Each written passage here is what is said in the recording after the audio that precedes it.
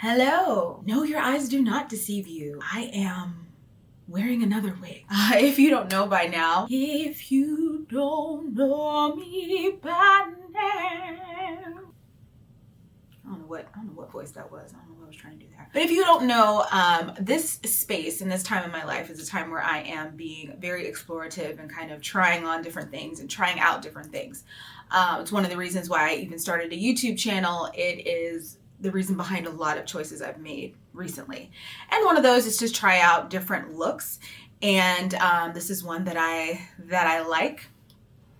Because it makes me kind of feel like Jessica Rabbit. So I'm gonna go with it for today's video. If you saw the title, you know I'm gonna be talking about a concept that has been talked about over and over on the internet, which is of course the BBL. About a week ago, a young YouTuber here on the platform did a video about it, and I honestly feel like it's the ultimate video about the topic. Her name is Salem Tovar, and she often does videos on like what's happening on social media and troubling trends that she sees, and she covered what's being referred to as the BBL epidemic so well. She included just basically all different sides of the story, from people who want to get it to embrace curvier body shapes to people who want to get it because they're just obviously chasing a trend. She even brought on a specialist. She brought on a specialist to talk about why the procedure is so dangerous. So if you haven't seen her video yet, please do. I'm gonna link it below. To me, it's the ultimate video on the topic. But she left one thing out, and it's something that I think a lot of people leave out because I just don't think people think about it.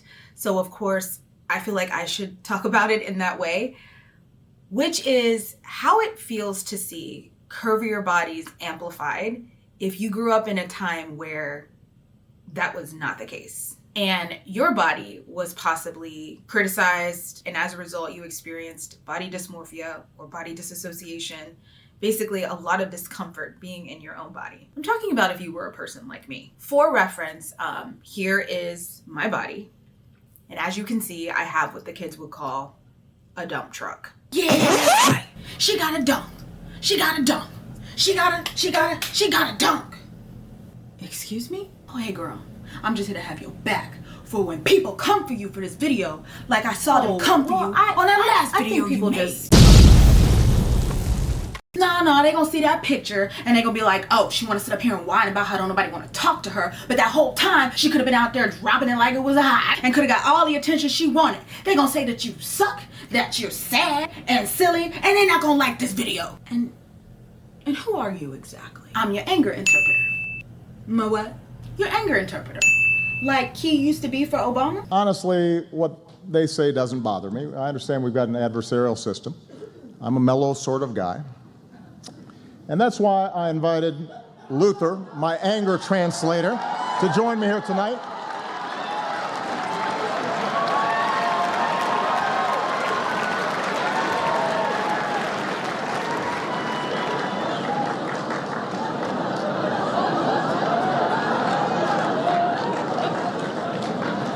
Hold on to your lily white butts.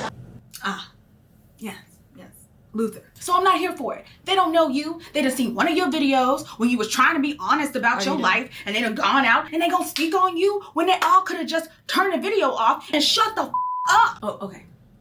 Allow me. I know that people may see me talking about this topic and based on my other content may have feelings. But in this video, like all my videos, all I can do is share my perspective and my opinion. And people's feelings aren't really any of my business. But they are so mean. They're so mean to you. Yeah, but that's the cost of vulnerability, isn't it? It's like Brene Brown says, everybody doesn't deserve the right to hear your shame story. Who? Oh, Brene Brown. She is a writer, therapist, essayist, and her work on vulnerability, well, the power of vulnerability, has gotten her international acclaim. And she basically says that a lot of vulnerability stems from being able to deal with and own up to your shame. I want to talk about what I've learned. There's two things that I've learned in the last year. The first is vulnerability is not weakness. The second thing, in addition to really finally understanding the relationship between vulnerability and courage. The second thing I learned is this. We have to talk about shame. There's a great quote that saved me this past year by Theodore Roosevelt. A lot of people refer to it as the man in the arena quote. And it goes like this. It is not the critic who counts. It is not the man who sits and points out how the doer of deeds could have done things better and how he falls and stumbles. The credit goes to the man in the arena, whose face is marred with dust and blood and sweat. But when he's in the arena, at best, he wins, and at worst, he loses. But when he fails, when he loses, he does so daring greatly. That's what life is about daring greatly, about being in the arena. When you walk up to that arena and you put your hand on the door and you think, I'm going in and I'm going to try this, shame is the gremlin who says, you're not good enough. You never finished that MBA. Your wife left you. I know your dad really wasn't in Luxembourg. He was in Sing Sing. I know there's things that happened to you growing up. I know you don't think that you're pretty enough or smart enough or talented enough or powerful enough. I know your dad never paid attention even when you made CFO. Shame is that thing. Shame drives two big tapes, never good enough. And if you can talk it out of that one, who do you think you are? The thing to understand about shame is it's not guilt. Shame is a focus on self. Guilt is a focus on behavior. Shame is I am bad. Guilt is I did something bad. Guilt, I'm sorry, I made a mistake. Shame, I'm sorry, I am a mistake. There is a huge difference between shame and guilt. And here's what you need to know. Shame is highly, highly correlated with addiction, depression, violence, aggression, bullying, suicide, eating disorders. And here's what you even need to know more. Guilt, inversely correlated with those things. The ability to hold something we've done or failed to do up against who we want to be is incredibly adaptive. It's uncomfortable, but it's adaptive. Shame for women is this web of unattainable, conflicting, competing expectations about who we're supposed to be. And it's a straitjacket. For men, shame is not a bunch of competing, conflicting expectations. Shame is one. Do not be perceived as what? Weak. Shame is an epidemic in our culture. And to get out from underneath it, to find our way back to each other, we have to understand how it affects us and how it affects the way we're parenting, the way we're working, the way we're looking at each other. And you have to make sure that you're careful who you decide to share that with, because the wrong person will interpret it completely incorrectly and could use it against you. What means the most to me is if I go to someone with my shame story, and my whole mantra is you share with people who've earned the right to hear your story. Damn, that is good. Right? Doggone it, that's so you good. have to earn the right to hear my story. It's an honor to hold space for me when I'm in shame. And so I want to share. And if I share with someone... we need to just pause with that for a moment. Okay. Because this is how people get so messed up and violated. It's like the Bible says, casting your pearls before swine. It's true. Offering yourself up to people who don't deserve to have that offering.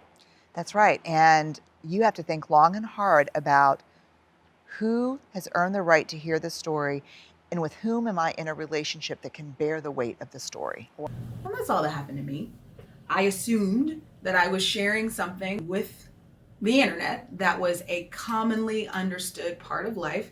I may have just been sharing it from a different perspective, but I didn't think it was anything people would want to use against me or argue with me about. But that's what happened. And I'll admit, it is weird, but it's okay, because it doesn't erase the validity of my story or the power that not only I found, but that others found in me being vulnerable and having vulnerability.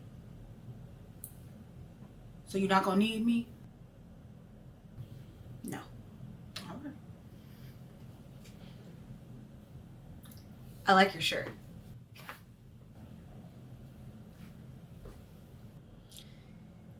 Anyways, ladies. So this video is for my ladies, and I say ladies because I feel like a lot of times body standards and body trends are aimed at women's bodies. I know that anybody can feel, you know, that weight and that pressure, but for many, many years, centuries, literally eons, literally since human existence, women have carried the weight of trying to uplift and uphold body standards.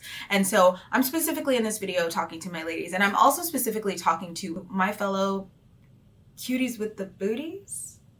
Sorry. If you're not sure if this video is for you, let me run a quick test. Did you ever, when you were in middle school or high school, before you got out of your chair, hurry up and tie your sweater around you so nobody would see? Because you knew if they saw, you would be leered at. Did you ever participate in jokes about your own body? Like, say they were giving you a nickname or something and you were like, haha, that's hilarious. Yeah, my butt is huge. My nickname was Grandma Booty. Did you ever wonder if somebody was actually attracted to you or just excited about you because they were focused on your, you know? And finally, did you ever hear jokes on movies and in TV about women with curvier bodies and were afraid to let on that they actually hurt your feelings? If you answered yes to any of the above, that's what I'm going to be talking about in this video, and this video is for you. Also, really, anybody can watch. I can't stop you from watching. I wanted to make this video for a couple of reasons. The first is that, of course, when I started to see that people were going out and getting this procedure and even willing to die for it, and I had such complicated feelings arose, I was trying to figure out where they came from. And then I saw a couple of TikToks. The first was this one. A lot of millennial women are saying that they are nervous for the low-rise pant to come back into style, and they're getting shit up. This person's video is amazing. Unless you are really tapped in and remember early 2000s films and pop culture, you don't realize how bad things were if you weren't extremely thin. Fat phobia is still a problem in movie and television and culture today. But so many movies would have objectively extremely thin women obsess over their weight and appearance for comedy. I'm Cellulite Sally. Look at my huge badonky talking tummy. I can't even wear a short skirt and a top without looking like a fat bitch. What's the next size up? Sorry, we only carry sizes 1, 3, and 5. How are you doing, fat ass? It's fine. I'm well shut of him. He said I was getting fat. The chubby girl. There's a pretty sizable ass there, yes, sir. I've suddenly lost my appetite. Oh, who's gonna believe that? And the next was this one. Millennial women, quick question. Have you been pursuing fitness your entire life as a measure of health? Or do you still have battle scars left over from the fat-phobic, toxic diet culture of the early 2000s and you're terrified of being fat? Eat that chip, girl. It ain't 2004. And I realized that a lot of my complicated feelings came from a past of just receiving mixed messages concerning the validity of my body. I also ran into a young woman at a pool a couple of weeks ago. We were poolside and she walked out and she was a young black woman. And when I say young, it's because I still think in some ways that I'm still young. So she was probably about my age. We're both in our 30s, and she was wearing a yellow bathing suit, and in the back it was just like floss, like her whole butt was out, and she had a great butt. And I was like, okay, I'm gonna give her a compliment on this bathing suit because she has the kind of confidence I wish I had. I don't have that confidence and I wish I had it. And so later on in the day, I did actually run into her and I gave her a compliment on her bathing suit, and she was like, oh God, you know, I'm actually so self-conscious. I just feel like I shouldn't be putting all this out there. It's way too much. And I was with a friend of mine who has a different body type, and she was like, girl, what are you talking about? Everybody wants what you got. And I looked at her and I was like, I understand. Many times in my life where I have been denied attention in certain other areas, I've been able to gain attention using my body. And that attention has usually been a very mixed bag, and it's come with anxiety and sometimes feelings of like straight up repulsion and self-hatred. My hope is that if you can relate to any of this at all, this video will be of some use to you. Growing up in the 99 and 2000s, like, media sent a really specific message on what type of body you could have. And they were very clear. You needed thin thighs, a small, tight butt, could not stick out too far. It had to be a tight little butt, flat stomach, and huge boobs. Who can forget that iconic Baywatch bathing suit and watching Pamela Anderson run down the beach in slow motion? And it wasn't just that. Companies like Victoria's Secret and Wonder Bra made their whole business about the boobs. Stick thin models, huge boobs. Even when we had models of color like Naomi Campbell or Tyra Banks, That's what the media pushed. Yes, sure, you can be a model of color, but you still need to have this body type. And when the media wasn't pushing that one body type, what they were making sure to do was to mock anything that didn't look like that body type. For example, I will never forget this scene from Scrubs. Dally. God, that's a fun phrase. I have to meet Dr. Cox in 5? Good God, check out those dilly-dallies. That may be the future Mrs. Oh. Okay, back to work. Or this scene from the movie Bring It On. Smile. Don't smile. Good general tone and musculature. Report those compliments to your ass before it gets so big it forms its own website. As a kid growing up during that time and a young woman coming of age during that time, I absorbed a lot of this messaging. And I wasn't alone. I'd like to offer up, for an example, a one Miss Tracee Ellis Ross. So a lot of people, when they think about Tracee Ellis Ross, they think of her as being, you know, she's this creative. She's this great businesswoman. She's this wonderful actress. And all of that is true. But something that she said recently, I really resonated with, because she was talking about the effect of growing up, having a curvier body during a time when mainstream media was telling us that that was wrong.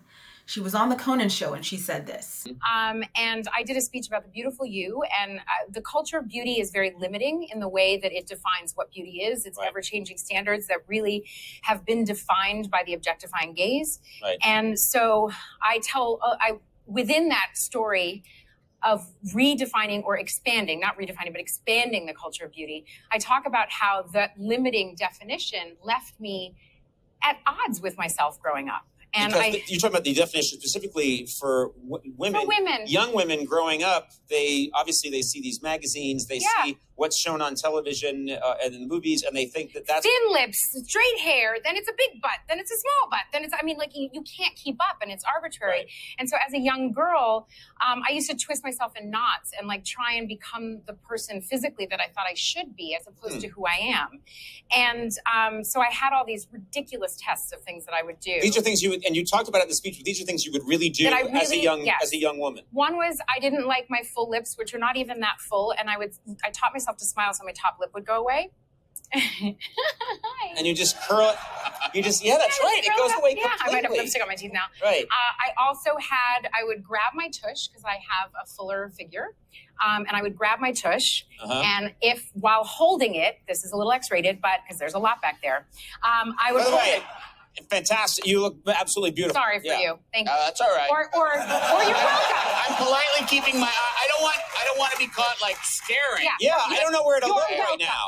Thank you. So I would grab it and I would walk, and if I could still hold on to it, I thought it needed to go because it wasn't needed, which is ridiculous. And I thought, oh my God, that was my experience. Like doing whatever I could to cover up and to try and be smaller, and convincing myself if I could just be a little bit smaller, stick out a little bit less, life would be easier. And I know what you're saying. I'm a woman of color.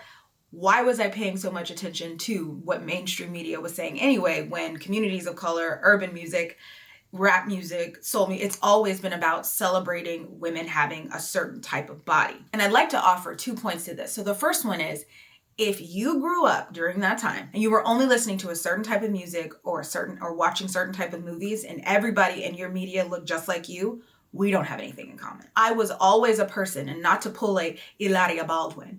It's very easy. All you need to make sure is that you have really good tomatoes. We have very few ingredients. We have tomatoes. We have, cucumbers. But I was always a person who was interested in things that were happening around me in all kinds of cultures. And I've been able to use this in order to better me in life, and it's also been to my detriment. It's bettered me because I can have a conversation with literally anyone about anything because, hey, I remember that too. And it's been to my detriment because of things like this. I paid attention to images that were being pushed forth and featured women that looked nothing like me. And it hurt me because I didn't see myself as enough of an other to be able to separate myself from it. That being said, if we do look at urban music and the messaging around having a certain body type, that was during the time that I was coming of age. We have to notice specific things. The 90s and the 2000s were all about whoop, there it is, and Baby Got Back. And who can forget the national anthem of the 99 and the 2000s, Back That Thing Up. But the music, while being extremely celebratory of women that had curvier shapes, was also very, very intent on hypersexualizing women, separating them from their humanity and only celebrating them for what they could offer as far as how they satisfied sexual desires. So for me, growing up, what I understood was in one area of the world, I'm just going to be hypersexualized. And in another area of the world, I'm going to kind of be treated like a freak. And what's important for me to state here is that I wasn't just listening to music and watching things on TV and getting all my ideas about my body from there. I also was experiencing things in my day-to-day life. So like when I would be at school, oftentimes I would experience people letting me know that they thought my butt was way too big. My body was way too big. For example, in first grade, a little boy asked me if I would even be able to sit in the chair with my big fat butt. In order to play Oregon Trail. So that was something that happened as early as first grade. And I do want to note for the record that most of the treatment of your body's too big, it's weird, came from people that looked like the media that was also pushing that narrative. So from my fellow white students, that's where I got a lot of that mainstream messaging reinforced.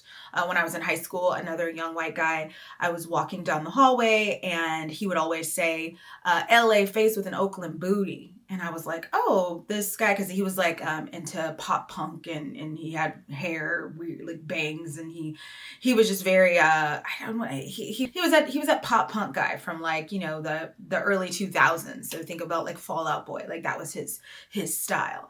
And I was like, he knows baby got back and he's interested in my back? Yeah, okay. But then I had a friend pull me aside one day and say, when he says that to you, he is laughing at you behind your back. He is telling other people that he thinks you have a gross, jiggly, cellulite-filled, nasty J-Lo butt. He used J-Lo as an insult, so that tells you how suburban my community was. And they said the next time that he says anything to you, you need to get him all the way together. And you need to curse him out. And that's what I did. But I hated that I had to do that. And then if we talk about how I was treated, you know, in communities of color, I remember walking down the hallway in high school. Those high school hallways were dangerous. I remember walking down the hallway in high school and hearing whoop, whoop, whoop, whoop, as in whoop, whoop, pull over, that ass is too fat. And I was like, oh, okay, well, they've noticed. But one thing I noticed was that while they could comment on my body and my butt, they weren't able to extend invitations to me to school dances. They weren't interested in asking me to be their girlfriend. I was enough to be commented on and to be seen as sexual entertainment, but I wasn't enough to be extended softness to. They saved that for other girls. And I'm sure those of you who grew up in suburban America, you can guess who the other girls were. So yeah, for most of my life, when it came to my body, I battled a lot of anxiety. I would cover up. I was looking online for examples of just women and just like trying to find different narratives where people talked about this, because I knew I wasn't the only one. And I found two. And one was this article where this woman spoke about how she felt growing up. And it was so similar to my story. I was like, wow.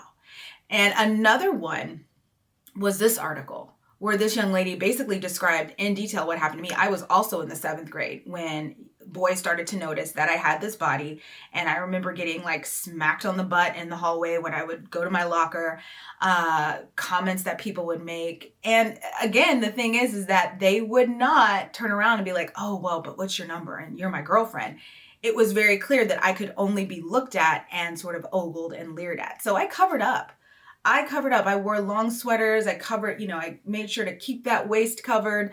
And I tried to be as hidden as possible. So as you can see from my little stories and anecdotes, when I left high school, I was a complete basket case when it came to how I viewed myself and my identity. And one of the things that helped was I took a fantastic class my freshman year of college, or was it my sophomore year? One of those years. And it was called An Introduction to Black Thought. And basically the idea was that Black people have a multitude of experiences and we were given all this literature to read.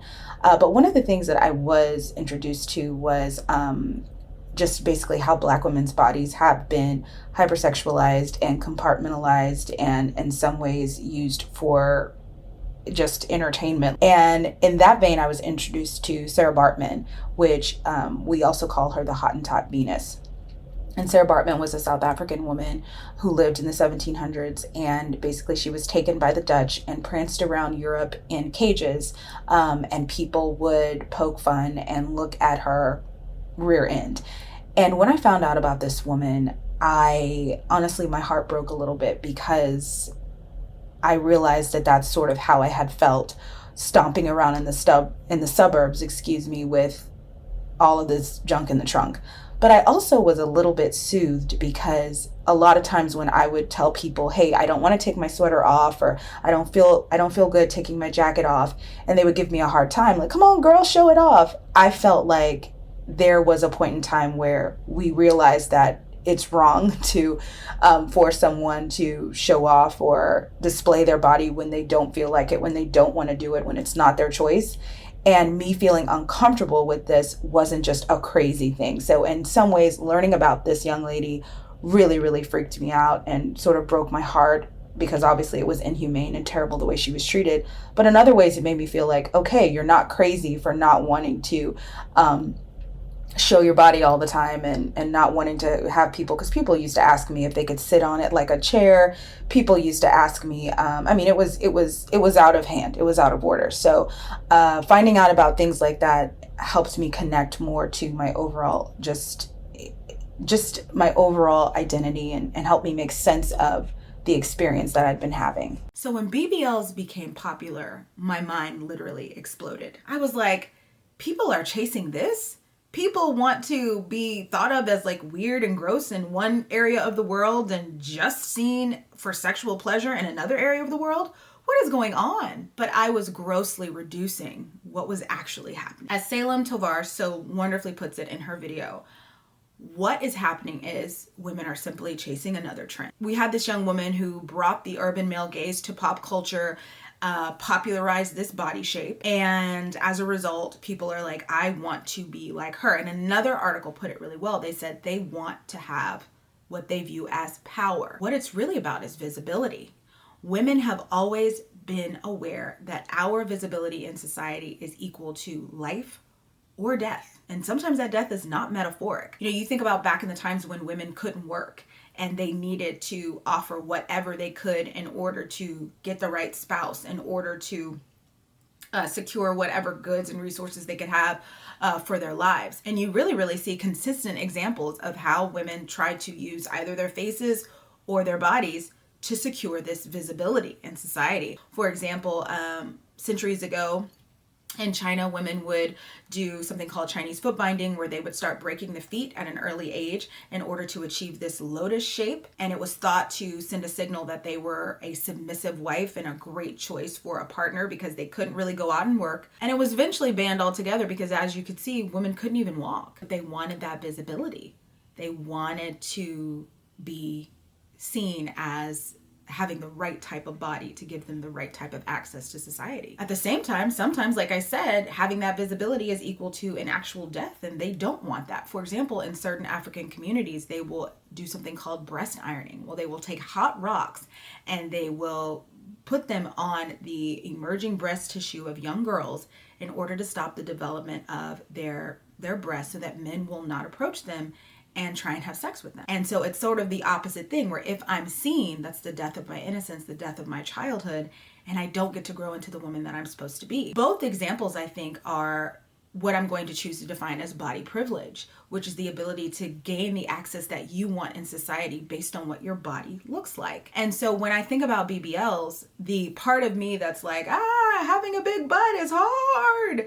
At the same time, I'm like, but you can't deny that for certain people, it's going to give them access to what they want, especially if it's something that they haven't experienced before and they've sort of been watching, from the outside looking in. I think a friend of mine who has a different body type, she put it so greatly: the grass is always greener. So even if you're the type of person that, let's say, because I do want to say this, just because you go out and get any type of surgery done, whether it's your boobs, your nose, or whatever, it doesn't mean that your life in any grand way is really going to change. I want to stress when I said it depends on who you are, because I do think that there are some people who have been told, maybe by a potential romantic partner, or maybe by someone that wanted to represent them in like modeling, or maybe they've been told by some sort of talent agent, whatever, that if you had a different body, if you had a bigger butt, if you had a bigger chest, if you, whatever it is, we could get ... for you. So I think a lot of the times, yes, people are chasing like a trend sight unseen as for what the effect on their body, on their life might be. But I also think that there are some people who go into it with a guarantee, like somebody has told them, hey, I'll pay for you to get this done because it will lead us here. I know of a guy who he was dating a woman and he was basically like, you're almost perfect, but I'm going to go ahead and pay for you to get your butt done. And she went along with it because he was offering her, pay all the bills, I'll take care of you. You're almost what I need to be able to do that for, but you need to get your butt done first. So I absolutely think that for some people, like, they've got that guarantee. They're like, all right, if I go out and get this done, I know my boyfriend's going to want me more. I know of a club I can go to where there are guys there who have money to blow or have attention to give or whatever, and they're going to pay attention to me. I know that I can get the attention of this talent agent. Maybe I know I could model for Fashion Nova if I get this done. So it's totally depends on the type of life you want to live and the type of life you think you can live based on what you've seen.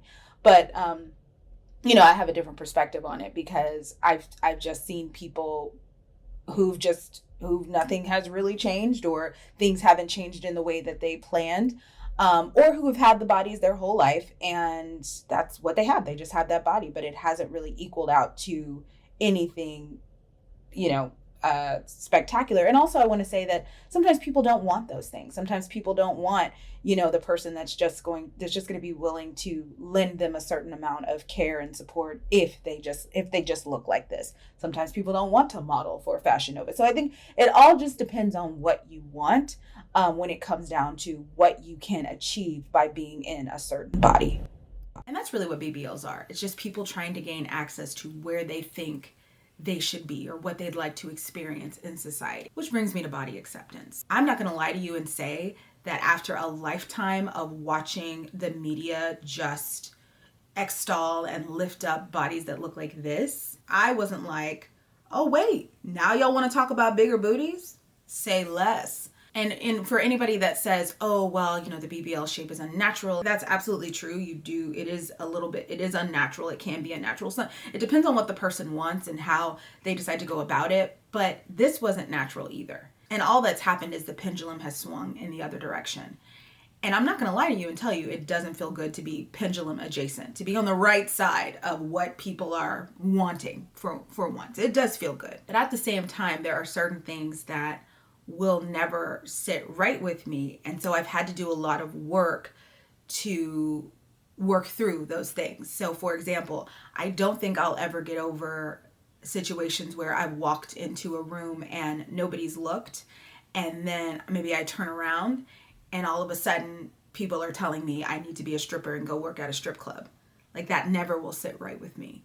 It doesn't sit right with me that in someone's mind, I'm not maybe what they would think of as like wifey or girlfriend material, but I'm definitely sex worker material. And nothing wrong with sex workers and strippers, like nothing wrong with that. But it just doesn't sit right with me that that's the compartment of someone's mind that I would immediately fall into when they see me. So I do not want to speak on what every man is looking for when he's looking for a wife or a girlfriend, because I've talked to many people, or I've heard stories of where someone was like, oh yeah, I had to talk to her. She had a cute face and she was dragging a wagon. So I've definitely heard of that. But I do want to say that I have noticed there's a difference between someone just seeing you and thinking, oh, she's beautiful, I have to speak to her, and someone being excited because of what your body looks like. That libidinal attraction is just totally different than just someone being plain attracted to you because they find you beautiful. And I found this video on YouTube when I was like looking up videos for this idea, when I was looking at, what I wanted to use. And I found this video of a young man explaining it from a man's perspective. He has a channel on here called The Roommates. Now, I'm not going to say that I endorse everything that they talk about or that I'm into all of the things that he says, but I loved his perspective on this because this is exactly what I've experienced. So I'm going to play a clip from his video now. Majority of the attention is simply short-term sexual attention, and it is not long-term romantic retention. Yeah, that's what I'm talking about. Just, I always experience, like if somebody paid attention to you based on your body, it was all about how quickly can we, what's your number so that we can, and it's all just sexual attention versus someone seeing you and finding you beautiful for other reasons, whether it's your face, whether it's your mind, whether it's, so I think that that's a little bit of my pushback too when it comes to this issue, because I sort of resent that compartmentalization. Anyway, moving on. However, what I have to do in situations like that is kind of take my power back. I look at women that have fuller, curvier bodies, and I just have an appreciation for the way they take up the space. It's poetic the way that they take up the space in a dress or in a great pair of pants or in a great bathing suit. Outside of what somebody else's reaction can be to it, it's just an extremely beautiful shape that deserves to be appreciated, regardless of what beauty trend is happening at that time or regardless of what somebody's libidinal attraction to it might be. It is a beautiful shape. And outside of how the media treated it when I was growing up, there are people who have been painting these curvier shapes and taking pictures of them for years. And it is definitely a shape that I think human beings, again, like no matter what the beauty trend is, can all agree is a beautiful addition to the tapestry of human form. And so realizing that got me to a place of body acceptance. And I said to myself, you have the ability to add to the tapestry in a way that you have not allowed yourself before. Not everybody is going to look at you and either have the reaction of hypersexualization or, ooh, that's a little too much for me. It's all about the messaging that you choose to take in for yourself. And sometimes that is a deliberate choice to reject messaging that doesn't serve you. I knew I was in a good spot in my journey when I saw this little clip going around social media and I resonated so strongly with it. I've been suffering. I suffered for 19 years. It's time for me to shake my ass on a yacht. In Dubai. In a thong. And she's exactly right. My ladies who grew up covering up, wrapping up with a sweater, it's time to take the sweaters off our waists so we can dance. Yes, that is a Mary Mary reference. Gospel music. If you don't know it, you don't know it. Let's move on. But it is time to realize that we can take up as much space, and not just women who have curvier, but I also want to speak here to my women of color, specifically my Black women, who grew up in a time where maybe they had the body that mainstream media was pushing, but it wasn't the body that urban media was pushing, and as a result they have a lot of shame. Like I have a friend who she has those thin legs, she has that butt, she's got those boobs, and every time we hang out there is somebody who's like, you have the hottest body, but she doesn't want to hear it. She doesn't want to hear it because she's been told by boyfriends or she's been listening to the rap songs and she knows she don't have nothing to drop like it's hot. She's been told she doesn't have anything back there to work with, and that she takes in a lot of shame for that. And so again, I just feel like no matter what body type you're in, we have to respect the fact that we're all taking up space in a deeply poetic way, regardless of the trends of the time and regardless of what someone else's reaction to us might be that might make us feel badly about ourselves. And it is time to take up space, which is exactly what I'm going to do, possibly in a thong on a yacht, as soon as Miss Delta variant gets her life together. But do you guys know where do you even find yachts though? Because I don't even know where to find them. Thanks for watching.